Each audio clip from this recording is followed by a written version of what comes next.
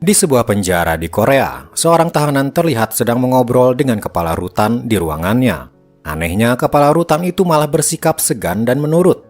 Kepala rutan itu memberikan sebuah kertas yang ternyata bertuliskan nomor rekeningnya. Jelas terlihat tahanan ini ternyata adalah orang berpengaruh yang sedang menyuap agar bisa mendapat fasilitas mewah di dalam penjara. Tahanan yang bernama Dong Sub ini diduga melakukan pencucian uang. Dari sana, si tahanan dibawa ke sebuah ruangan. Di ruangan itu sudah menunggu seorang pria bernama Hari. Hari mengaku dia adalah seorang jaksa dan bertanya di mana kau sembunyikan seluruh dana hasil pencucian uang. Dong Sub bersikap arogan dan tak mau mengakuinya. Hari tak mau kalah. Dia membuang permen karetnya ke meja, mencoba mengintimidasi Dong Sub. Hari kemudian memperlihatkan sebuah kertas, terpampang foto-foto rekan Dong Sub yang sudah ditandai artinya sudah ditangkap. Hanya tinggal beberapa orang lagi dan bukti dana pencucian uang pasti akan didapatkan Hari. Dong Sub kini merasa panik dan mengancam Hari kalau dia tak akan tinggal diam. Sementara itu di sebuah tempat, orang-orang sedang sibuk menghitung uang yang luar biasa banyaknya. Itulah dana pencucian uang yang dimiliki Dong Sub. Seorang pengawas di sana menerima telepon dari Dong Sub. Dong Sub memerintahkan agar seluruh uangnya diamankan di sebuah tempat yang sudah ditentukan. Para anak buah Dong Sub pun segera mengangkut semua uang Dong Sub ke mobil untuk dipindahkan. Sementara itu, Hari baru saja berjalan keluar dari penjara dan menghubungi seseorang lewat earpiece-nya. Terlihat yang ia hubungi adalah seorang hacker. Hari menaiki mobilnya mendatangi sebuah hotel. Hari menghubungi hacker itu lagi yang bernama Byung Min. Dia bisa mengakses semua CCTV di hotel itu. Hari melewati 2 security di sana sambil berpura-pura menelpon, padahal ia memfoto wajah mereka. Foto itu pun dikirim pada Byung Min untuk mengakses data pribadi mereka. Seorang dari mereka ternyata istrinya akan melahirkan. Byung Min pun mengakses nomor HP security itu dan mengirim pesan kalau air ketuban istrinya pecah. Jelas dia panik dan tiba-tiba meninggalkan penjagaannya. Disitulah Hari muncul memakai rompi yang sama dan berkata kalau dia adalah seorang polisi. Hari berkata, ada hal mencurigakan di lantai paling atas di hotel ini dan para polisi akan datang menggerebek. Si security yang masih muda ini jadi panik. Sepertinya dia tahu kalau di lantai atas memang sering dipakai untuk hal ilegal. Hari pun berkata, kalau kau tak mau ikut terlibat, sebaiknya kau pergi saja dari sini. Tanpa berpikir lama, ia pun terhasut omongan Hari dan berlari kabur. Hari pun kini bisa bebas pergi ke lantai atas tanpa penjagaan. Sementara itu di luar, para anak buah Dong Sub baru saja sampai di hotel dan berjalan menuju lantai atas. Ketika mereka sampai, ternyata sudah ada Hari yang sedang mengambil gepokan uang milik Dong Sub dari brankas. Mereka pun bingung siapa orang ini. Namun dengan santai, Hari hanya menyuruh mereka diam. Lalu dari pintu, muncullah seorang pria tinggi besar berotot bernama Jin Woong. Dia adalah rekan Hari yang bertugas untuk membereskan situasi dengan kekuatannya. Maka terjadilah pertarungan antara Jin Woong dengan para anak buah Dong Sub. Kekuatannya luar biasa hingga dia bisa mengalahkan mereka semua. Sementara di parkiran, beberapa orang datang dan langsung mencoba masuk ke lantai atas juga. Mereka dari kejaksaan. Di lantai atas mereka kaget karena para anak buah Dong Sub sudah dikalahkan semua, entah oleh siapa. Kembali pada Hari dan Jin Woong, mereka kini membawa semua uang dan mereka masukkan ke dalam mobil lalu kabur. Sayangnya mereka ketahuan oleh pihak kejaksaan dan polisi, lalu terjadilah aksi kejar-kejaran. Hari dan yang lainnya kewalahan ketika dikejar. Namun tiba-tiba muncullah seorang wanita menaiki motor. Ia langsung melesat dan mengganggu pengejaran yang terjadi. Di sebuah perempatan, dia bermanuver tajam membuat mobil polisi berhenti. Itu membuat Hari bisa melesat kabur. Beberapa waktu kemudian, di luar penjara, terlihat Dong Sub baru keluar dari penjara karena masa tahanannya habis. Dia merasa aman dan bisa kembali berbisnis pencucian uang. Namun tiba-tiba pihak kejaksaan muncul. Seorang jaksa bernama Jaksa Jang tiba-tiba menunjukkan sebuah mobil berisi gepokan uang yang ternyata milik Dong Sub. Total semua uang yang ada sebesar 20 juta dolar kini disita oleh pihak kejaksaan. Dong Sub memang sudah bebas, namun ia langsung jatuh miskin karena semua uangnya berhasil disita. Ternyata itu semua adalah berkat Hari dan ketiga rekannya. Mereka menamai tim mereka The Player. 1 bulan sebelumnya, ketika Jaksa Jang baru mengenal mereka, Jaksa Jang penasaran siapa keempat orang tersebut. Orang pertama bernama Jin Woong, seorang petarung bayaran yang sering disewa untuk mengalahkan para gangster. Tak peduli siapa lawannya, selama ia dibayar, Jin Woong akan menghadapinya. Orang kedua adalah Byung Min, salah seorang hacker tingkat dunia. Dia sudah menjuarai berbagai kejuaraan anti retas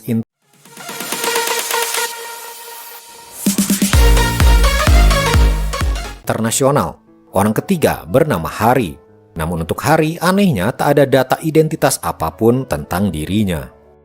Sementara itu, di sebuah rumah, Hari dan kedua rekannya sedang membahas target untuk mereka eksekusi. Target mereka kali ini adalah seorang konglomerat bernama Bos Yung. Bos Yung sedang menjadi tersangka kasus suap dan uang yang dicurigai sebagai dana suap itu akan mereka curi. Jumlahnya sebesar 8 juta dolar. Mereka sengaja mencuri uang dana suap, karena jika berhasil tercuri pun Bos Yung tak akan melaporkannya pada polisi. Namun mereka butuh satu anggota lagi yang bisa mengemudikan mobil dengan cara ekstrim. Sementara itu di jalan raya, seorang wanita terlihat sedang latihan mengemudi. Cara mengemudinya yang masih sangat pemula membuat pengendara lain kesal, hingga ada satu mobil yang marah dan memaki-maki. Wanita yang bernama Aryung ini menjadi kesal. Tiba-tiba ia tancap gas dan cara mengemudinya tiba-tiba membuat semua orang terkejut. Dia mengejar mobil yang tadi memarahinya, menyusulnya dan menghadangnya dengan manuver ekstrim. Setelah itu Aryung pergi ke kafe untuk membeli minuman. Ketika berjalan, ia melihat sebuah mobil mewah, mobil impiannya. Ia pun diam-diam mengagumi mobil itu dan masuk ke dalamnya. Tiba-tiba si pemilik mobil datang, membuat Aryung terkejut. Ternyata dia adalah Hari.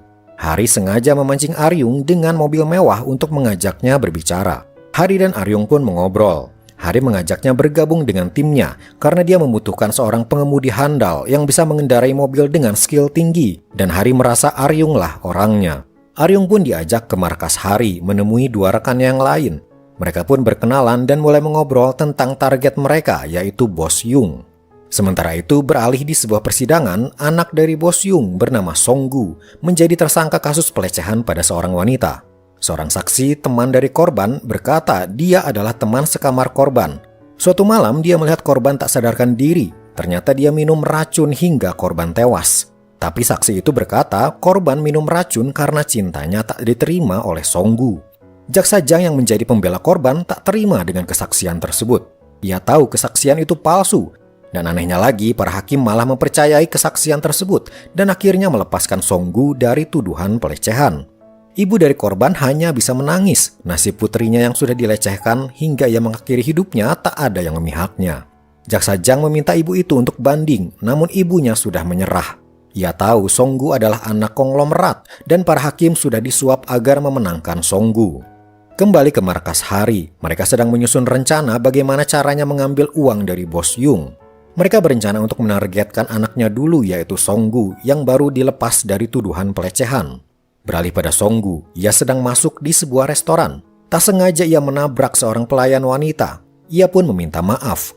Tapi tatapan Songgu pada wanita itu sangat mencurigakan. Bahkan diam-diam dia memfoto wanita tersebut. Adegan pun langsung berpindah ketika Songgu berada di apartemennya. Tak disangka, wanita pelayan tadi sedang dalam keadaan terikat dan tubuhnya luka-luka. Rupanya Songgu kembali melakukan pelecehan pada korbannya yang lain. Si wanita hanya bisa meronta-ronta sambil menangis. Ketika Songgu melepaskan plester di mulutnya, ia menggigit tangan Songgu, memukulnya dengan stick golf, kemudian kabur keluar. Wanita yang bernama Suli itu pun berlari sampai ke tangga darurat. Ia mencoba menelepon polisi, melapor kalau dirinya mengalami pelecehan. Tapi dari belakang, Songgu muncul dan kembali membekapnya. Beralih ke markas Hari dan teman-temannya, Hari dan yang lainnya menemukan rekaman CCTV di depan apartemen Songgu. Terlihat dia bersama seorang wanita yang tampaknya dia sedang dipaksa. Mereka pun menelusuri siapa wanita itu yang bernama Suli. Setelah itu mereka pergi menemui seorang ibu yang ternyata ibu dari Suli. Ibunya tak banyak bercerita dan menunjukkan sesuatu yang membuat syok. Terlihat Suli kini terbaring di rumah sakit dengan luka serius. Ibunya berkata, "Di suatu malam anakku tiba-tiba ditabrak oleh seseorang tapi pelakunya kabur." Beralih pada Songgu, dia terlihat sedang menelepon seseorang. Mereka berbicara tentang Suli agar ia ditabrak saja, tapi sepertinya Suli tidak mati. Ternyata Suli sengaja diserahkan pada seorang bawahannya untuk dibunuh dengan cara ditabrak. Di luar rumah sakit, Hari dan dua rekannya langsung menyelidiki siapa bawahan Songgu yang menabrak Suli. Saat mengeceknya, Byung Min mendapat sebuah link website. Dan ketika dibuka, ternyata isinya adalah Songgu yang sengaja merekam para wanita korban-korbannya sedang dilecehkan. Video itu kemudian dijual. Yang makin parah adalah para korban pelecehan ini kemudian dihabisi agar mereka tak melapor. Namun laptop Byung Min tiba-tiba memberi sinyal warning. Lokasinya ternyata ketahuan. Tak lama muncul beberapa mobil ke arah mereka. Mereka ternyata adalah anak buah Songgu. Hari dan yang lainnya tak cukup waktu untuk kabur. Kaca mobilnya langsung dipecahkan. Lalu terjadilah perkelahian mereka bertiga melawan para anak buah Songgu. Sayangnya mereka kalah jumlah. Ketika Hari dan teman-temannya kewalahan, untungnya muncul Aryung. Hari dan yang lain langsung melompat masuk ke mobil, kemudian mereka melesat kabur. Untungnya mereka bisa lepas dari kejaran anak buah Songgu. Mereka pun kini melanjutkan mencari bawahan Songgu yang menabrak si wanita.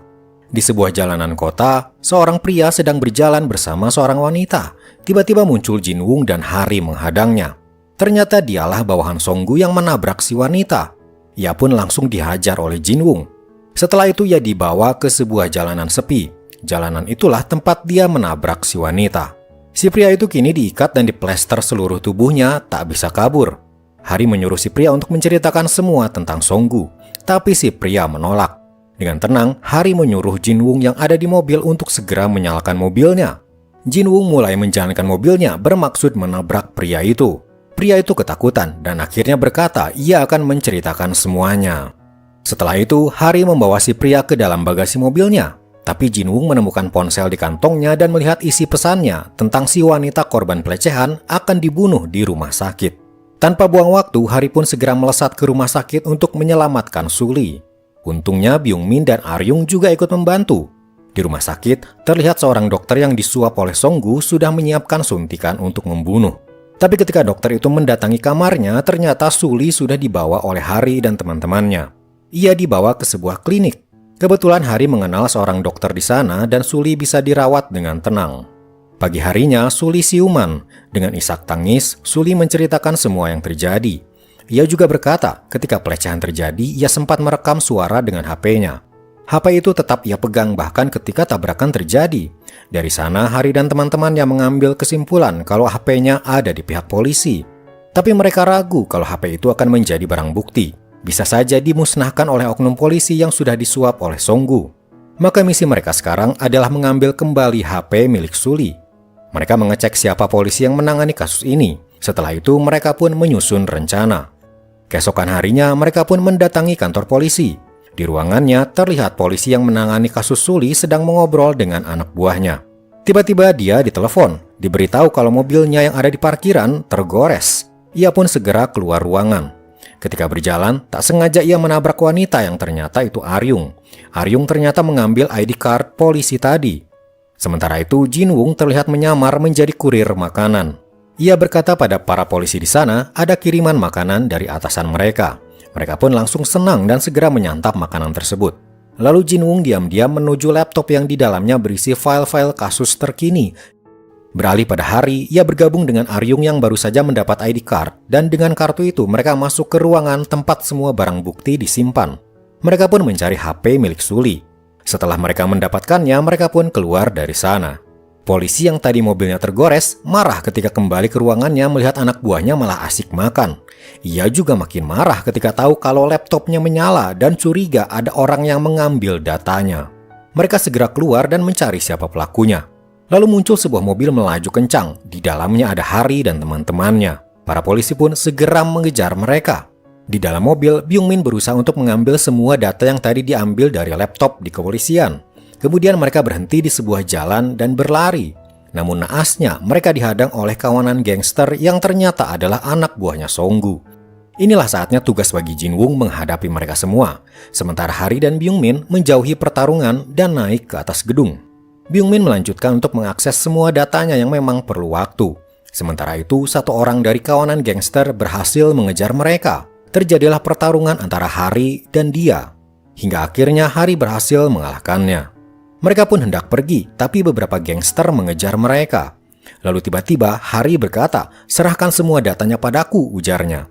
Byung-min pun memberikannya, lalu Hari tiba-tiba pergi meninggalkannya. Ketika keadaan sudah mereda, Byung-min, Jinwoo, dan Aryung menunggu Hari di mobil. Tapi dia tak kunjung datang. Tiba-tiba para polisi yang tadi mengejar mereka muncul dan mengepung. Mereka tak bisa kabur lagi. Mereka pun diikat di sebuah gedung terbengkalai. Lalu seorang polisi terlihat sedang menelepon. Dia ternyata menelepon Bos Yung, memberitahu kalau para pengacau sudah mereka ikat. Namun tanpa diduga, Bos Yung berkata, Sudah, biarkan saja mereka, karena seorang dari mereka sudah bertemu denganku. Ternyata saat ini Hari sedang ada bersama Bos Yung. Teman-teman Hari terlihat syok ketika mengetahui kalau Hari bersama Bos Yung. Di sana Hari berkata kalau dia punya bukti anaknya yang bernama Songgu melakukan pelecehan dan bahkan merencanakan pembunuhan. Hari kemudian berkata, jika kau memberikanku uang tebusan, semua bukti ini akan kuserahkan padamu. Bos Yung yang seorang pengusaha kaya tak ingin aib anaknya itu tersebar karena akan mempengaruhi bisnisnya. Maka ia pun menyetujui permintaan Hari. Hari ingin uang itu berbentuk cash. Seorang anak buah Bos Yung mengambilkan uangnya. Hari memperhatikan anak buah itu keluar dari pintu berwarna merah membawa setas uang. Hari pun mendapatkan uang itu dan harddisk berisi bukti itu pun segera diserahkan pada Bos Yung. Sementara itu di kantor kejaksaan, Jaksa Jang tiba-tiba mendapat telepon bahwa ada korban Songgu yang kini dirawat di sebuah klinik dan ia punya bukti pelecehannya. Beralih pada teman-teman Hari, mereka kini ditinggal di gedung dan kini mereka berusaha melepaskan diri. Aryung ternyata bisa menggunakan tali sepatunya untuk memotong ikatan di tangannya. Akhirnya mereka semua pun bisa lolos. Tapi ketika mereka hendak berjalan keluar, para gangster bayaran Songgu sudah siap menghadang. Jin Wung pun langsung maju paling depan untuk menghadapi mereka. Beralih pada para polisi yang berkomplot dengan Songgu, mereka kini mendatangi klinik tempat Suli dirawat bermaksud menghilangkan bukti. Tapi mereka kaget ketika di dalam ruangan sudah ada Jaksa Jang menunggu mereka. Jaksa Jang pun membuka tirai di kamar itu dan terlihatlah Suli yang dibalut perban. Jaksa Jang sudah tahu kalau para polisi ini berkomplot dengan Songgu dan kini mereka pun langsung ditahan oleh kejaksaan. Beralih pada Hari, kini dia datang ke gedung tempat teman-temannya tadi disekap. Tapi teman-temannya sedang marah padanya karena mereka mengira Hari berkhianat. Mereka pun menemukan Hari yang sedang berpura-pura tidur. Di dalam mobil, Hari menjelaskan kalau itu adalah bagian dari rencananya untuk menangkap Songgu. Teman-temannya masih kesal, namun mereka akhirnya percaya dan kini sedang melakukan misi berikutnya. Mereka mendapat info kalau Songgu malam ini akan membuka sebuah yayasan dan dihadiri oleh ayahnya dan juga para pejabat. Hari dan Aryung masuk duluan, menabrak seorang pegawai dan mengambil ID card-nya agar mereka bisa ikut masuk ke dalam acara tersebut. Di dalam, ketika acara belum dimulai, Hari mengobrol dengan seorang MC acara itu, mengalihkan perhatian, sementara Aryung mengakses laptopnya agar bisa terkoneksi dengan laptop Byung Min yang ada di mobil. Setelah selesai, mereka berdua pun pergi dari sana. Tak lama kemudian, Songgu dan ayahnya, Bos Yung, datang ke dalam ruangan dan acara pun dimulai. Acara itu memperlihatkan betapa dermawannya Songgu karena mendirikan yayasan untuk masyarakat Korea. Namun di dalam mobil, Byung Min sudah mempersiapkan hal mengejutkan untuk acara itu. Tayangan di layar tiba-tiba berubah, terpampang catatan kriminal Songgu dan Bos Yung. Semua yang menyaksikan kaget dan wartawan yang ada di sana segera sibuk memfoto. Lalu dari speaker terdengar suara rekaman Songgu yang sedang melecehkan Suli. Jelas terdengar kalau Songgu juga akan menyuap hakim dan jaksa dan dia tak akan masuk penjara. Acara di sana menjadi kacau. Songgu dan ayahnya langsung pergi dari sana. Songgu berjalan menuju parkiran basement dan menaiki mobilnya. Namun ia dihadang sebuah van hitam. Hari dan teman-temannya ada di dalam van itu. Hari turun dari mobilnya dan tiba-tiba menjenggut Songgu menariknya keluar. Songgu mencoba melawan, tapi Hari mendaratkan pukulan membuat Songgu langsung tersungkur. Setelah itu mereka pun pergi dari sana. Tak lama kemudian Songgu siuman, tapi di hadapannya kini muncul Jaksa Jang. Dia membawa surat penahanan Songgu atas kasus pelecehan. Beralih pada Hari dan teman-temannya, mereka kini mendatangi tempat tinggal Bos Yung dan masuk ke pintu merah yang kemarin siang Hari lihat. Ternyata inilah tujuan Hari berpura-pura meminta uang tebusan agar ia tahu di mana Bos Yung menyimpan uangnya. Aryung yang ahli membuka kunci membuka gembok besar di pintu besi. Ia pun berhasil. Ketika pintu dibuka, tumpukan uang ada di dalamnya. Namun tiba-tiba ada orang muncul menutup kepala mereka. Ternyata orang yang menangkap Hari dan teman-temannya adalah dari kejaksaan. Mereka tahu kalau Hari akan mengincar uangnya Bos Yung, sehingga kejaksaan menghentikan aksi Hari itu. Namun diam-diam Aryung memegang benda kecil yang ia serahkan pada Hari. Benda itu tajam dan Hari dan teman-temannya pun bebas. Mereka langsung menghajar orang-orang dari kejaksaan. Beberapa waktu kemudian, Jaksa Jang menerima info kalau ada sesuatu yang terjadi di sebuah gudang tua. Ia pun mendatangi tempat itu dan terlihat 4 orang terikat. Ketika penutup kepala dibuka, mereka semua dari kejaksaan. Hari dan yang lainnya berhasil kabur dan sengaja mengikat balik mereka. Kekesalan Jaksa Jang tak hanya sampai di situ. Ketika ia menghadap atasannya berkata kalau kasus Songgu akan dihentikan karena tak ada cukup bukti. Jaksa Jang jelas marah karena jelas-jelas buktinya sudah ada. Namun atasannya beranggapan lain. Jaksa Jang curiga pihak kejaksaan sudah disuap oleh Bos Yung, ayahnya Songgu, untuk menutup kasus ini. Lalu pada suatu hari di rumahnya, Jaksa Jang sedang menyelidiki siapa sebenarnya Hari dan rekan-rekannya itu. Tiba-tiba seseorang mengetuk pintu, seorang kurir datang untuk mengantar paket. Jaksa Jang sedang sibuk menelepon, ia tak sadar siapa kurir itu. Ketika berbalik, ternyata Hari. Jaksa Jang kesal karena ia seperti dipermainkan. Namun Hari bersikap santai. Hari berkata, "Aku sudah tahu tentang penghapusan kasus Songgu. Aku menawarkan kerjasama," ujar Hari. "Aku akan menangkap siapapun kriminal yang kau cari, tapi sebagai imbalannya, uang mereka akan menjadi milik kami." Jaksa Jang hanya tertawa sinis mendengar penawaran Hari itu. Ia pun menyuruh Hari keluar dari rumahnya. Sebelum keluar, Hari berkata, "Kau tahu kenapa kau sulit menangkap penjahat? Karena penjahat tak punya etika ketika merampas uang dari rakyat kecil, sementara kalian para penegak hukum terpaku pada etika yang menyedihkan." Jaksa Jang marah. "Apa aku harus seperti mereka dan melanggar hukum?" teriaknya. Hari ingin berdebat dengan Jaksa Jang, tapi ia hentikan di tengah pembicaraannya. Ia hanya memberikan kartu namanya lalu pergi. Sementara itu berita-berita di media terus menayangkan aksi para penjahat, mulai dari pengusaha kotor, pejabat korup, dan lain-lain. Mereka masih bebas berkeliaran, atau paling tidak mereka dihukum ringan, tak sepadan dengan kejahatan yang sudah mereka perbuat. Hal itu membuat Jaksa Jang kembali memikirkan pembicaraannya dengan Hari waktu itu. Sementara itu di markasnya, Hari sedang menonton berita tentang seorang pengusaha yang diduga terlibat kasus suap. Tiba-tiba kasusnya dihentikan dan dia dibebaskan. Ironisnya yang memutuskan bahwa pengusaha tersebut tak bersalah adalah atasan Jaksa Jang sendiri. Sementara si pengusaha yang bernama Presdirna terlihat sudah bebas dari penjara dan tanpa rasa bersalah ia kembali menjalani hidupnya. Di kantor kejaksaan, terlihat Jaksa Jang bertemu dengan atasannya dan bertanya kenapa kasus Presdirna ditutup. Lagi-lagi atasannya berkilah kalau tak ada cukup bukti makanya dia dibebaskan. Atasannya menantang Jaksa Jang, "Kalau kau ingin kasusnya dilanjutkan, bawalah bukti kuat padaku." Kemudian Jaksa Jang terlihat menelpon seseorang. Ternyata yang ditelepon adalah Hari. Jaksa Jang berkata, "Aku berubah pikiran. Sekarang aku menyetujui kerjasama kita," ujarnya. Setelah menunggu beberapa waktu, Jaksa Jang pun datang ke markas Hari. Teman-temannya belum diberitahu akan hal ini, jadi jelas mereka kaget dan takut jangan-jangan mereka akan ditangkap. Hari pun menjelaskan apa yang terjadi kalau sekarang Jaksa Jang ada di pihak kita. Mulai sekarang Jaksa Jang akan memilihkan target untuk kita tangkap, lalu uangnya akan kita ambil. Jaksa Jang menjelaskan, target kita saat ini bernama Presdirna, seorang pengusaha kaya yang lepas dari kasus suap karena dianggap kurang bukti. Tugas kalian adalah mendapatkan bukti agar dia bisa dijebloskan ke penjara. Bawakan bukti padaku, lalu kalian boleh mengambil semua uang Presdirna. Aku akan tutup mata. Terang saja itu membuat Hari dan teman-temannya bersemangat.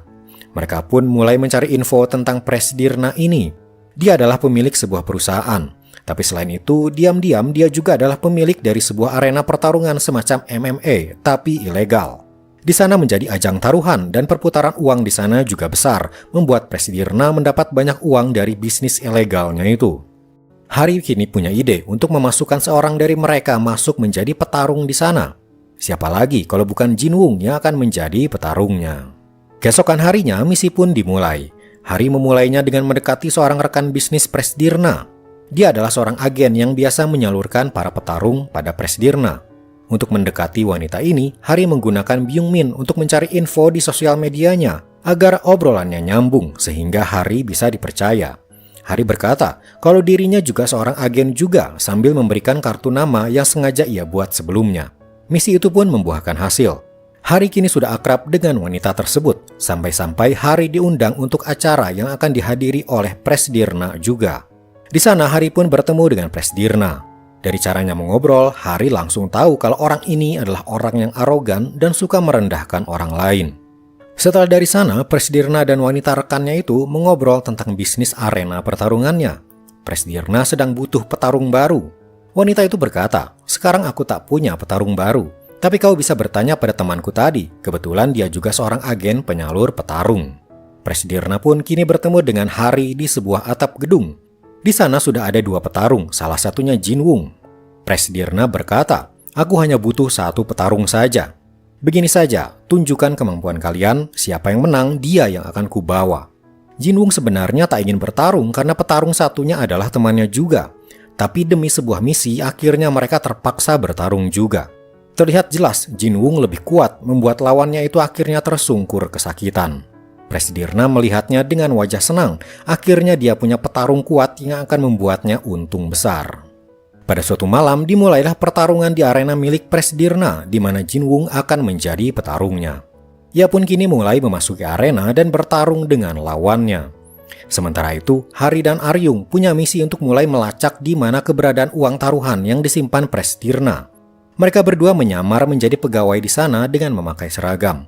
Setelah mengendap-endap di sekeliling gedung, akhirnya mereka menemukan sebuah ruangan tempat keluar masuknya para pegawai membawa tas-tas besar. Ternyata tas itu berisi uang dan memang benar di ruangan itulah disimpan semua uang hasil taruhan. Mereka berdua pun bersembunyi di balik lemari, menunggu keadaan aman untuk membawa semua uang itu pergi. Beralih pada Jinwung yang sedang bertarung, ia terlihat dicurangi oleh lawannya. Selangkangannya ditendang dan matanya dicakar, padahal itu pelanggaran. Tapi Jinwung belum menyerah. Ia berhasil bangkit dan kembali melawan lawannya itu. Hingga akhirnya sebuah tendangan Jinwung berhasil membuat lawannya roboh dan kalah. Namun tiba-tiba alarm berbunyi membuat seisi arena jadi ricuh. Ternyata ada polisi datang menggerebek tempat itu. Namun anehnya tak terlihat Presdirna di sana. Sepertinya dia sudah kabur duluan. Para pegawai di sana segera mengangkut uang yang ada di ruangan memindahkannya ke tempat aman. Hari dan Aryung hanya bisa menunggu keadaan sepi baru mereka bisa keluar. Setelah dirasa aman, mereka berdua pun berpura-pura membantu pegawai lainnya memasukkan uang ke dalam mobil.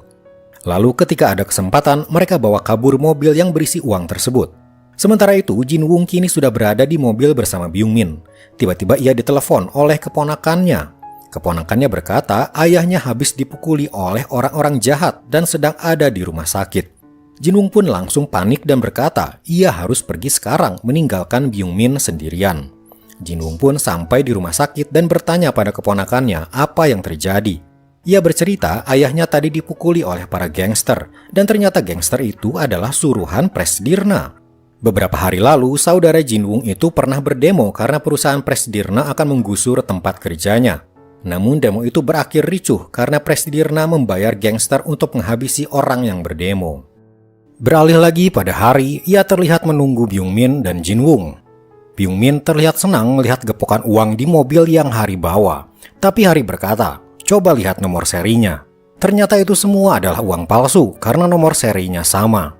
Ternyata ketika polisi menggerebek arena tadi, Presdirna sengaja membuat kamuflase, membuat seolah-olah tumpukan uang di ruangan adalah uang asli agar polisi bisa mengejar uang itu. Padahal uangnya sebenarnya ada di tempat lain. Tapi Hari dan teman-temannya tidak menyerah. Mereka pun menyusun rencana lagi bagaimana caranya mendapatkan lokasi tempat uang Presdirna disembunyikan. Mereka memutuskan untuk mendatangi langsung kantor Presdirna dan mengambil data di laptopnya. Untungnya hari itu Presdirna belum datang. Byungmin bertugas untuk menghack komputer sekretarisnya Presdirna terlebih dulu. Sekretaris itu jadi panik dan takut disalahkan. Lalu Hari dan Aryung pun berpura-pura menjadi teknisi komputer datang ke sana untuk memperbaiki. Sekretarisnya yang tak tahu apa-apa tentang komputer percaya saja pada Hari. Hari berkata jika komputer ini terhubung dengan komputer Presdirna maka komputernya harus dicek juga. Maka Hari dan Aryung masuk ke ruangannya Presdirna dan mulai mengambil semua data yang ada di dalamnya. Namun tak lama kemudian Presdirna sudah tiba di kantornya. Sekretarisnya panik karena ia takut disalahkan. Ia pun berpura-pura mengobrol dulu dengannya, memberikan waktu pada Hari untuk menyelesaikan pekerjaannya. Tepat setelah Hari selesai, Presdirna masuk ke ruangannya. Untungnya Hari dan Aryung masih sempat bersembunyi. Mereka pun pelan-pelan keluar dari ruangannya dan kembali ke mobil mereka. Tak lama kemudian, Presdirna keluar dari kantornya menuju tempat parkir. Namun tiba-tiba di sana dia bertemu dengan Jinwung. Ternyata Jinwung datang untuk membalas dendam karena saudaranya dipukuli oleh orang suruhannya Presdirna. Ia pun langsung mengamuk dan menghajar anak buah Presdirna. Para satpam segera datang dan menahan Jinwung yang mengamuk itu. Di saat bersamaan, Hari dan Aryung melihat Jinwung ada di sana. Hari ingin menolongnya tapi ditahan Aryung karena masalah bisa tambah runyam. Mereka pun naik dulu ke mobil, lalu kemudian menyelamatkan Jinwung dengan mencoba menabrak kerumunan di sana. Jinwung pun berhasil diselamatkan dan mereka melesat kabur. Di markas, mereka segera membuka data-data milik Presdirna dan akhirnya mereka tahu kalau lokasi uang Presdirna ada di pelabuhan. Tanpa membuang waktu, mereka segera melesat menuju pelabuhan. Sampai di sana, Hari segera turun dari mobil dan berpura-pura sebagai rekan bisnis Presdirna. Tapi diam-diam, Aryung dan Byung-min menyelinap masuk juga. Seorang pegawai datang. Byung-min mengalihkan perhatiannya, lalu Aryung dengan lihai mengambil kunci di sakunya. Mereka pun masuk ke ruangan yang ternyata ruangan CCTV. Di sana mereka bisa melihat ada sekumpulan pegawai Presdirna bolak-balik masuk ke sebuah kontainer. Di sanalah uang Presdirna disimpan. Jin-woong yang sudah tahu info itu langsung pergi ke lokasi kontainer tersebut. Para pegawai terkejut dan langsung melawannya. Sementara itu, Hari pun ketahuan kalau dia bukanlah rekan bisnis Presdirna dan kini dikejar oleh para pegawainya. Byung-min dan Aryung sampai duluan di tempat Jin-woong yang baru saja beres menghajar lawan-lawannya. Mereka segera mengambil kotak-kotak uang, memasukkannya ke dalam mobil. Lalu tak lama, Hari pun muncul dengan orang-orang yang mengejarnya. Jin-woong yang baru saja menghabisi para pegawai tadi, mau tak mau harus menghadapi kembali orang-orang yang mengejar Hari. Sementara Byung-min dan Aryung sudah naik mobil, namun dikejar oleh dua mobil.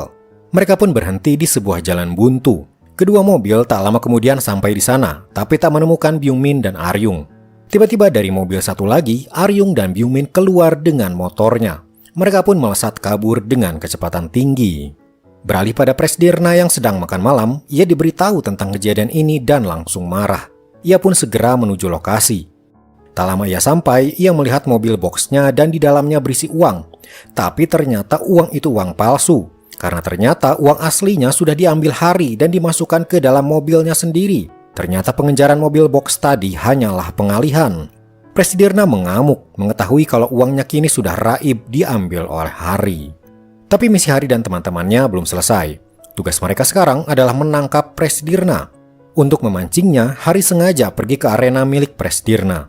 Setelah itu, Hari menelepon Jaksa Jang dan memintanya untuk datang ke sana juga. Presdirna yang tahu Hari ada di arenanya segera bergegas ke sana untuk menangkap Hari. Di luar, Aryung terlihat oleh mereka, lalu mereka langsung mengejarnya. Aryung berlari masuk ke dalam, dikejar oleh para anak buah Presdirna. Dia terus berlari berputar-putar, sengaja mengecoh mereka. Hal itu membuat Presdirna dan para anak buahnya terpisah. Hingga akhirnya, Aryung berhasil lepas dari kejaran orang-orang, sementara Presdirna kini masuk ke arena utama, tempat biasa terjadi pertarungan. Di sana sudah menunggu Hari, duduk bersama tumpukan uang. Presdirna masuk ke arena dan bersiap-siap melawan Hari. Tapi tiba-tiba dari belakang muncul Jin-woong. Dengan satu pukulan, Presdirna langsung tumbang dan pingsan.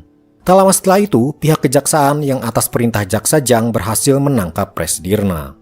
Keberhasilan Jaksa Jang dalam menangkap Presdirna menjadikan dirinya kini semakin terkenal. Bahkan atasannya kini mempromosikannya untuk menangani kasus yang lebih tinggi. Atasannya juga berkata, kau bisa membentuk sebuah tim untuk menangani kasus-kasus berikutnya. Jaksa Jang langsung menemui Hari dan teman-temannya dan menceritakan kalau dirinya akan membentuk tim dan merekalah yang akan direkrut oleh Jaksa Jang sebagai timnya.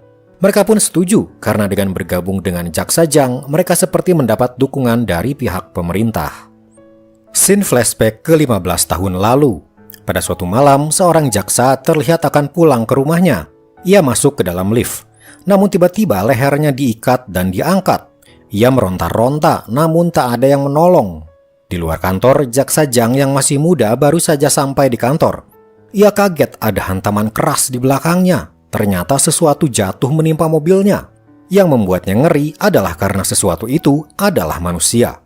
Dia adalah teman Jaksa Jang. Dia langsung panik dan berteriak meminta pertolongan. Namun jaksa itu sudah tak bernyawa. Berita pun langsung gempar. Jaksa yang tewas itu bernama Jaksa Hyun-gi dan dia adalah jaksa yang terkenal anti korupsi dan anti suap. Namun anehnya, tiba-tiba Jaksa Hyun-gi sendiri diberitakan terlibat kasus suap dan kematiannya malam itu adalah karena ia mengakhiri hidupnya sendiri. Kembali ke masa sekarang, di Korea sedang terjadi pemilihan presiden yang sebentar lagi akan digelar. Salah satu capres terlihat sedang memberikan pidato yang berapi-api, berkata kalau dia akan mensejahterakan rakyat Korea jika dia terpilih menjadi presiden.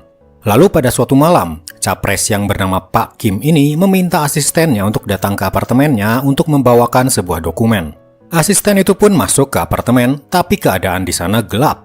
Tiba-tiba muncul Pak Kim dengan hanya memakai handuk mandi, membuat asistennya kaget dan mulai takut. Ulah Pak Kim makin menjadi karena ia memaksa asistennya untuk menemaninya. Asistennya langsung kabur keluar membuat Pak Kim marah. Di jalan, asisten yang bernama Hae-ju itu mendapat telepon ternyata dari istrinya Pak Kim. Bukannya membela Hae-ju, istri Pak Kim malah mengancamnya dan memfitnahnya sebagai wanita penggoda. Dan jika Hae-ju berani melapor, ia dipastikan akan mendapat akibatnya. Hae-ju pun lanjut berjalan pulang. Ketika dia sudah sampai di apartemennya, dia tiba-tiba didatangi 3 orang polisi, langsung memeriksanya tanpa ada pemberitahuan apapun. Seorang polisi diam-diam mengambil sekantong bubuk putih lalu menuduh bungkusan itu adalah obat terlarang yang ada di tasnya Hae-ju. Hae-ju pun langsung ditangkap. Sementara itu, Hari dan teman-temannya mereka sudah mendengar tentang kasus seorang asisten calon presiden yang bernama Hae-ju tiba-tiba didakwa membawa obat terlarang di dalam tasnya. Hal ini sangat mencurigakan karena menurut riwayat hidupnya, Hae-ju punya sakit jantung, tak mungkin dia mengonsumsi obat terlarang. Mereka pun mendatangi persidangan Hae-ju untuk melihat perkembangan kasus itu. Hae-ju dibantu oleh seorang pengacara.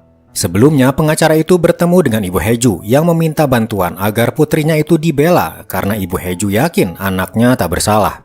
Pengacara yang bernama pengacara Jin ini pun bersedia melakukannya. Tak hanya sampai di situ, Hari pun sampai mendatangi Hae-ju yang ditahan di penjara.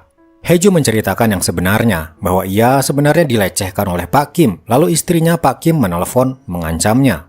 Kemudian beberapa polisi mendatanginya dan memfitnahnya membawa obat terlarang.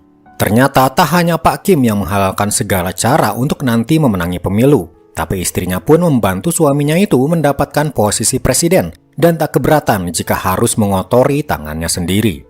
Lalu suatu hari, Hari dan teman-temannya mendapat info kalau capres Pak Kim ternyata mendapat modal uang untuk pemilu dari seorang berinisial Mr. X. Uang itu dikirim oleh seorang pria yang ketika dicek CCTV ternyata dia juga pernah ada hubungannya dengan kasus pencucian uang di kasus sebelumnya yang pernah Hari tangani. Mereka pun segera melacak pria itu. Byung-min berhasil menghack HP si pria dan ia langsung melacak keberadaannya. Lokasinya pun ditemukan. Hari dan teman-temannya langsung menuju tempat itu. Sementara itu, si pria terlihat sedang menelepon di telepon umum, tapi tiba-tiba muncul sekelompok gangster langsung meringkusnya. Kemudian ketika Hari dan yang lain sudah tiba di lokasi, mereka tak bisa menemukan pria itu. Aryung yang pertama melihat ada yang mencurigakan di telepon umum, bercak darah yang masih segar. Datang juga seorang warga di situ. Dia tadi menelpon polisi karena ada seorang pria tiba-tiba dipukuli dan dibawa paksa oleh segerombolan orang berpakaian hitam. Hari pun segera pergi untuk mencari si pria tersebut. Sementara itu, di sebuah gedung kosong, pria itu dibawa pada seseorang. Ternyata dia dibawa pada istri Pak Kim. Si pria ternyata berniat untuk berkhianat pada Pak Kim dan yang bertugas membereskannya adalah istrinya. Pria ini pun kini dibekap lalu disuntik sesuatu. Seketika kesadarannya menghilang, lalu hanya dalam hitungan menit, nyawanya melayang.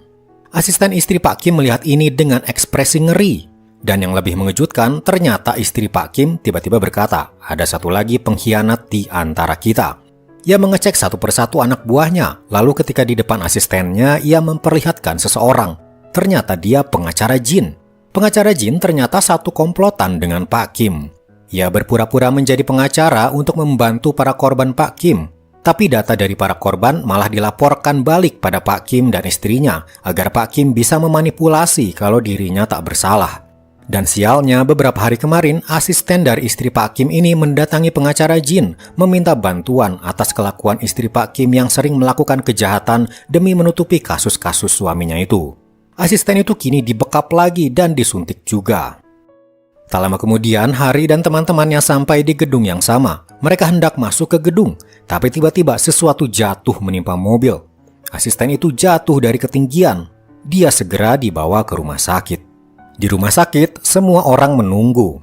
Hari pergi keluar untuk menelepon seseorang, yaitu teman dokternya bernama Yoni. Hari ingin Yoni membantunya saat itu juga, tapi jangan sampai orang lain tahu. Setelah itu, Hari pun menghubungi Jaksa Jang karena dia punya bukti untuk menangkap istri dari Pak Kim. Jaksa Jang dan para anak buahnya pun segera pergi dari sana. Istri Pak Kim terlihat arogan dan merasa tak tahu apa-apa. Tapi Pak Jang memperlihatkan sesuatu, yaitu asistennya yang waktu itu disuntik dan terjatuh menimpa mobil. Ternyata dia masih hidup. Istri Pak Kim kaget dan dia sudah tak bisa berkutik lagi. Ia pun langsung ditangkap saat itu juga. Ternyata waktu itu Hari menelpon Yoni adalah mereka diam-diam menyembunyikan asisten itu di kliniknya Yoni, lalu membuat berita seolah-olah dia sudah mati. Asisten yang ternyata masih hidup itu adalah bukti tak terbantahkan, sekaligus menjadi saksi kalau istri Pak Kim mencoba membunuhnya. Berita ditangkapnya istri Pak Kim pun segera tersiar. Pengacara Jin juga ditangkap karena terbukti berkomplot dengan istri Pak Kim. Lalu di sebuah mobil, terlihat seseorang sedang menelpon pengacara Jin yang sudah dipenjara. Sosok inilah yang dijuluki Mr. X, yang ternyata dalang di balik semua kejahatan yang dilakukan Pak Kim, istrinya, dan pengacara Jin. Lalu pada suatu hari, Hari mendapat telepon dari Yoni, temannya yang seorang dokter. Hari diminta datang ke rumahnya. Sampai di sana, Yoni terlihat melamun tanpa ekspresi. Ia berkata, sepertinya ayahku datang ke rumahku ketika aku tak ada. Ia mengambil sesuatu yang sudah kusimpan selama 15 tahun, yaitu sebuah kunci. Dulu ayahku menitipkan kunci itu padaku dan kini ia mengambilnya. Kunci untuk apa itu? Tanya Hari. Tapi akhirnya Hari juga paham, itu adalah kunci sebuah berangkas berisi uang. Ternyata Yoni adalah anak dari Won Gi, seorang pengusaha yang membuat seorang jaksa tewas dari ketinggian. Kejadian itu yang terjadi 15 tahun lalu. Dan jaksa itu bernama Hyun Gi, rekan jaksa Jang dulu. Yoni meminta agar Hari menemukan ayahnya itu karena sudah 15 tahun dia menghilang dan kini tiba-tiba ia muncul lagi. Setelah itu, Hari kembali ke markasnya dan membicarakan hal ini pada teman-temannya. Ia juga mengajak jaksa Jang untuk menangani kasus ini karena ini ada hubungannya dengan kasus kematian jaksa Yoongi, teman jaksa Jang 15 tahun lalu. Target mereka bernama Won Gi, seorang pengusaha yang 15 tahun lalu terlibat kasus penipuan saham. Dia diduga menipu sebuah perusahaan agar mendapat investasi 180 juta dolar. Tapi tiba-tiba perusahaan itu bangkrut. Uang 180 juta dolar itu tiba-tiba lenyap begitu saja. Won Gi mendapat komisi 5 juta dolar dari hasil menipunya, setelah itu ia kabur. Kaburnya dia diduga dibantu oleh seorang jaksa bernama Jaksa Hyun Gi, teman jaksa Jang. Hyun Gi lalu tewas setelah dia membantu Won Gi. Jaksa Jang tiba-tiba marah. Ia berkata, berita jaksa Hyun Gi membantu Won Gi adalah fitnah, dan kematiannya dibunuh oleh seseorang. Beralih di sebuah ruangan, terlihat Mr. X memerintahkan anak buahnya menemui seseorang di penjara. Yang dia temui adalah Dong Sub yang di awal film terlibat kasus pencucian uang. Ternyata Dong Sub adalah bawahannya Mr. X dan dia ingin Dong Sub melakukan sesuatu untuknya. Pengaruh Mr. X sangat kuat karena kini Dong Sub bisa bebas dalam waktu singkat berkat bantuannya. Kembali pada Hari dan teman-temannya, kini mereka mencari jejak Won Gi dengan cara melihat rekaman CCTV beberapa hari lalu ketika dia masuk ke rumahnya Yoni. Byung Min juga menghack komputer di sana, apakah ada pesan dari Won Gi yang bisa ia lacak. Sementara Aryung memeriksa di sekitar jalanan. Ia melihat beberapa mobil di sana dan memeriksa kamera dashboardnya. Akhirnya dia menemukan rekaman ketika Won Gi melewati jalan itu. Hari dan Jin Woong memeriksa CCTV di toko-toko, meminta izin untuk melihat rekaman apakah Won Gi pernah melintas di depan tokonya. Semua usaha mereka membuahkan hasil. Mereka kini punya info di mana kira-kira lokasi Won Gi berada. Hari pun menginfokan hal ini pada jaksa Jang. Setelah itu mereka segera bergerak menuju lokasi yang dimaksud. Mereka sampai di pinggir sebuah gedung. Hari meminta yang lainnya menunggu di mobil, ia akan datang sendiri ke lokasinya. Di sebuah parkiran, akhirnya Hari menemukan Won Gi. Namun tiba-tiba Dong Sub dan anak buahnya juga datang ke sana. Ternyata mereka juga sudah tahu. Hari pun langsung melindungi Won Gi dan mulai bertarung melawan para anak buah Dong Sub. Hari terlihat kewalahan. Untungnya Aryung datang dengan mobilnya dan langsung membantu Hari dan Won Gi. Mereka akhirnya berhasil masuk ke dalam mobil dan kabur dari sana. Sementara itu di kantor kejaksaan, atasan jaksa Jang bernama Jaksa Yo ternyata berkomplot dengan Mr. X. Diam-diam dia memantau apa yang terjadi lewat CCTV dan punya rencana untuk menangkap Hari.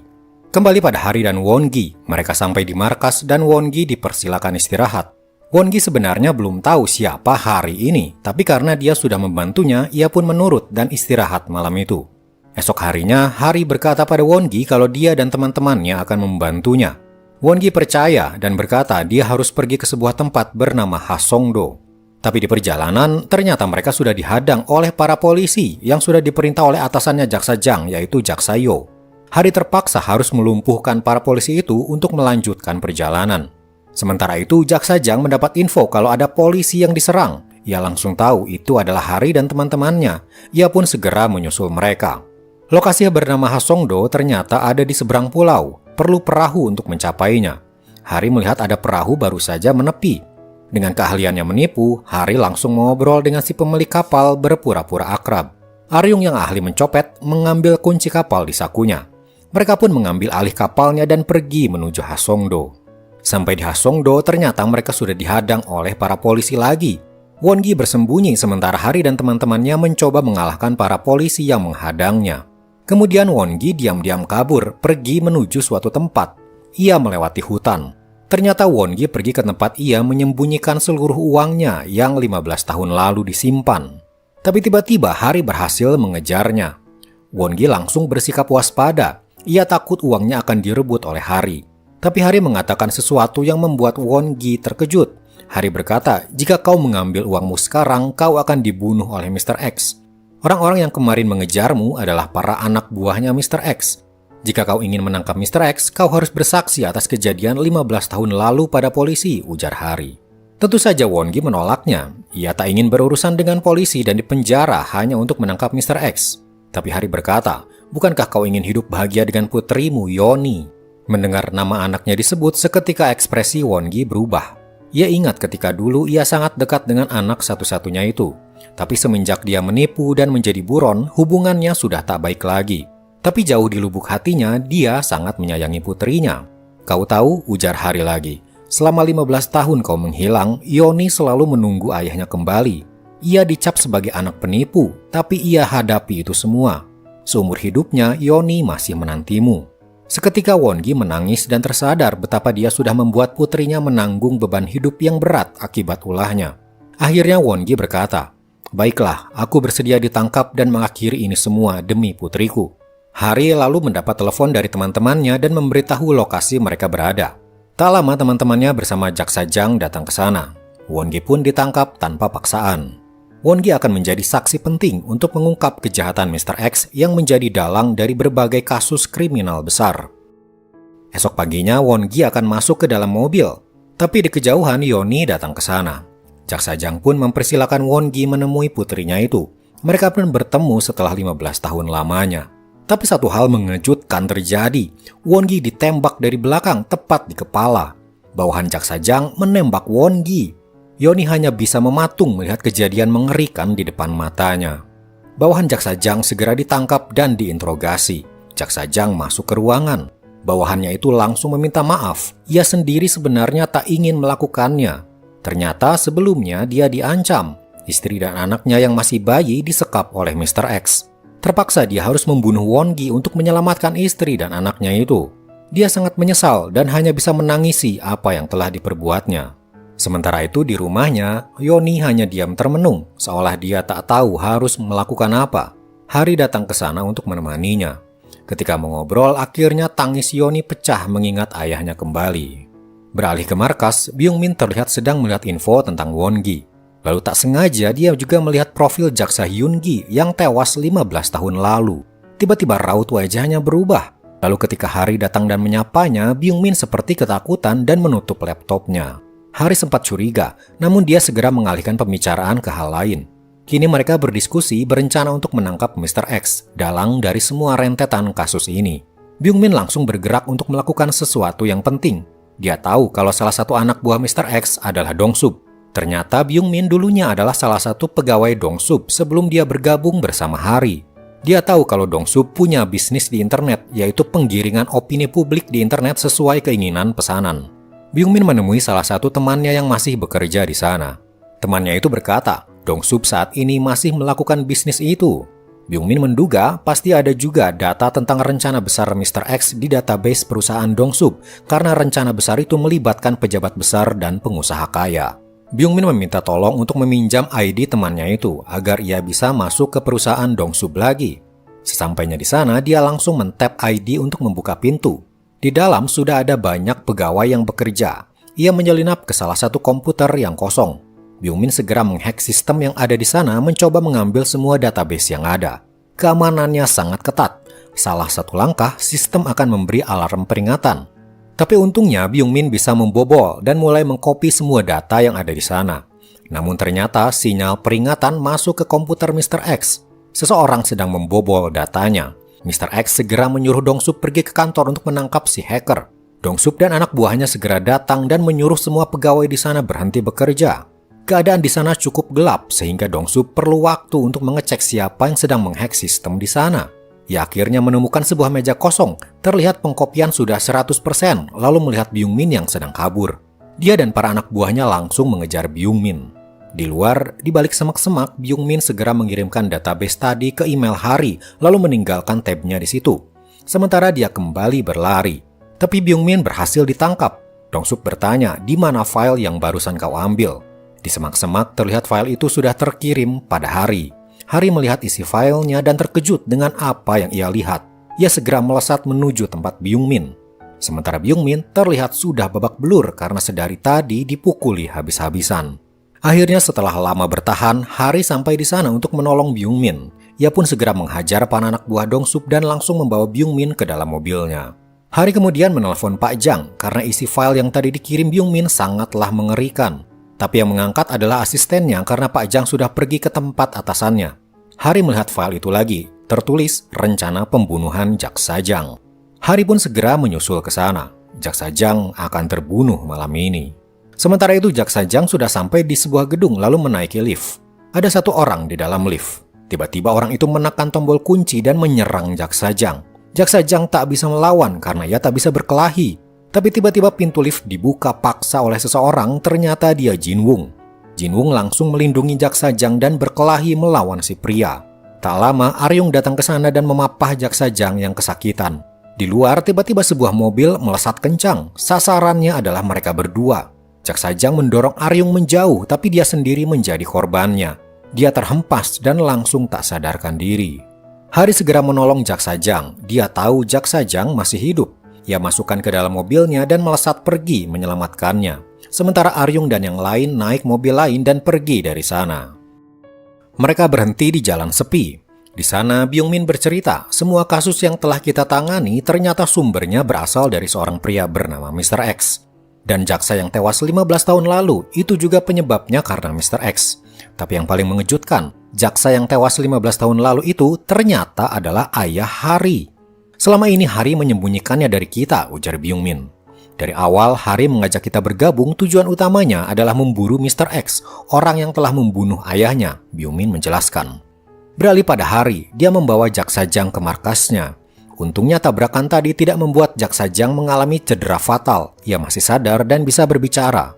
Hari memberikan file yang tadi Byung-min dapatkan dan menyerahkannya pada Jaksa Jang. Di sana tertulis detail bahwa Jaksa Jang akan terbunuh dan tertulis juga bahwa Jaksa Yo, atasan Jaksa Jang, adalah bawahan dari Mr. X juga. Keesokan harinya, Jaksa Yo menggelar konferensi pers, berkata kalau Jaksa Jang terbukti terlibat kasus suap dan buktinya ada di dalam rumahnya. Tentu saja ini adalah rekayasa yang dibuat Mr. X. Setelah itu Jaksa Yo melacak keberadaan Jaksa Jang agar bisa segera ia tangkap. Ia melacak ponsel Jaksa Jang dan mendapatkan lokasinya. Ia dan para anak buahnya pun segera datang ke lokasi tersebut. Tapi tanpa ia tahu ternyata ponsel itu sengaja dibawa oleh Hari dan ditempatkan di sebuah gudang kosong untuk mengecoh Jaksa Yo. Ketika para anak buah Jaksa Yo berpencar, Hari langsung datang dan mengancam Jaksa Yo. Ia terkejut karena tak menyangka dirinya akan dijebak. Beralih pada teman-teman Hari, di markas mereka terkejut ketika melihat kalau 3 di antara mereka jadi tersangka kasus suap karena membantu Jaksa Jang. Hanya Aryung yang tidak menjadi tersangka. Mereka pun kini harus melakukan sesuatu, yaitu pergi ke tempat Hari berada. Kembali pada Hari, Jaksa Yo kini dibawa ke sebuah tempat sepi di pinggir danau. Di sana Hari bertanya, kenapa kau mau menjadi kaki tangannya Mr. X? Jaksa Yo akhirnya mengaku kalau dia diancam juga oleh Mr. X. Hari kemudian memperlihatkan alat perekam. Semua pengakuan Jaksa Yo tadi sudah direkam dan menjadi bukti kalau dia terlibat kejahatan. Hari pun kemudian pergi dari sana meninggalkan Jaksa Yo sendirian. Tapi ternyata Jaksa Yo masih menemui Mr. X. Di sana Mr. X meminta untuk segera membunuh Jaksa Jang dan mengumumkannya kepada masyarakat.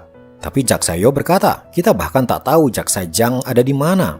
Mr. X lalu melakukan hal yang di luar dugaan. Ia melepaskan dasinya lalu mencekik salah satu anak buahnya. Hanya beberapa menit, anak buah itu langsung lunglai, nyawanya melayang. Mr. X dengan dingin berkata, sekarang kau punya jasad yang bisa diumumkan sebagai jasad Jaksa Jang. Namun anak buah yang lainnya mendatanginya dan memperlihatkan sebuah video. Mr. X kaget dirinya ada di situ kejadian barusan terekam.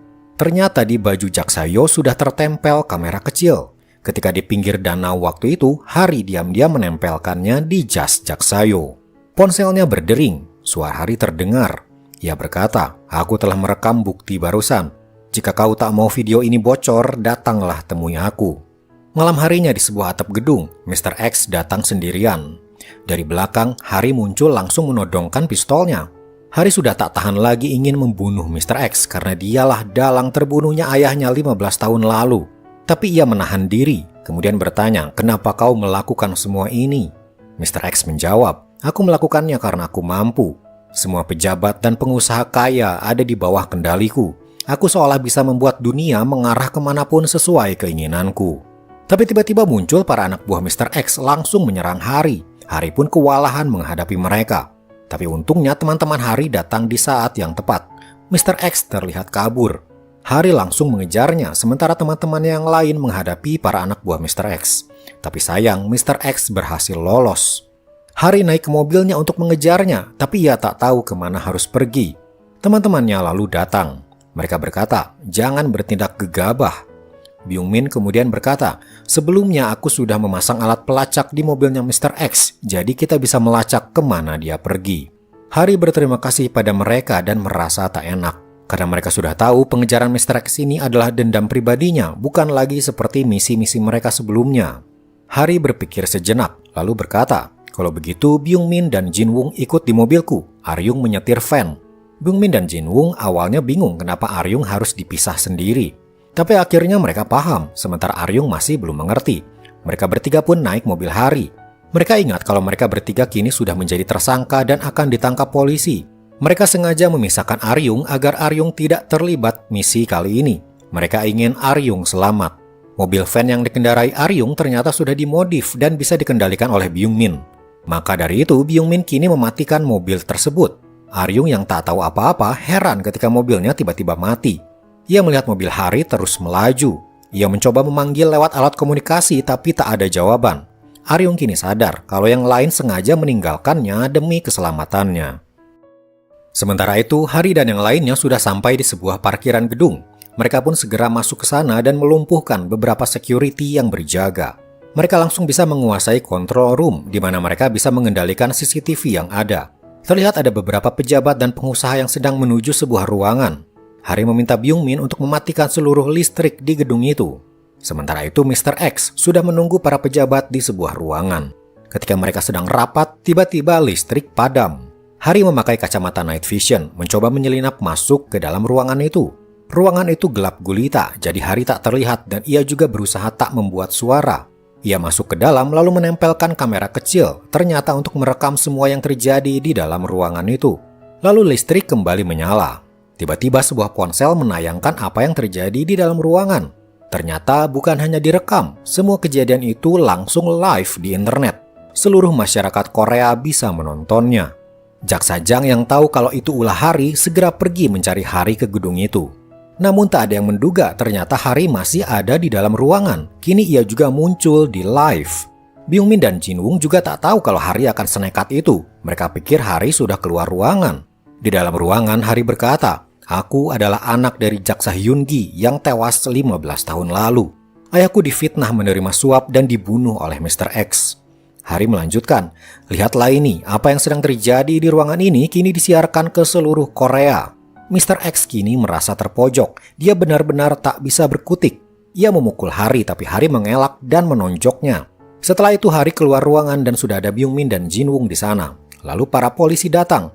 Mereka segera menangkap Mr. X dan para pejabat. Jaksa Jang juga datang ke sana dan memperlihatkan surat penangkapan untuk Mr. X. Sementara itu Hari dan kedua temannya kabur ke atap gedung. Di sana Hari malah berbaring karena di sana sudah jalan buntu. Sepertinya dia sudah pasrah kalau dirinya akan ditangkap. Kedua temannya pun melakukan hal yang sama. Walaupun akan ditangkap, mereka tampak senang karena akhirnya dendam Hari pada Mr. X sudah terselesaikan. Tak lama kemudian, para polisi sampai di atap dan segera memborgol mereka. Namun diam-diam mereka meninggalkan ponsel di sana. Terlihat kalau ponsel itu sedang mengirim sesuatu. Di markas, ternyata Aryung sudah ada di sana setelah sempat terkurung di dalam mobil. Di komputer yang menyala, sebuah email masuk. Ketika dibuka, ternyata sebuah video berisi Hari dan kedua temannya. Mereka memberi salam perpisahan pada Aryung detik-detik sebelum mereka ditangkap. Pesan terakhir itu membuat Aryung terharu dan juga sedih. Mereka sudah menganggap Aryung seperti adik mereka dan Aryung juga menganggap mereka seperti kakak-kakaknya. Beberapa hari kemudian, persidangan Hari, Byung-min, dan Jin-woong pun digelar. Walaupun mereka membantu menangkap Mr. X, di kasus-kasus sebelumnya mereka terbukti menggunakan kekerasan, pelanggaran, dan juga menghack sistem keamanan banyak perusahaan.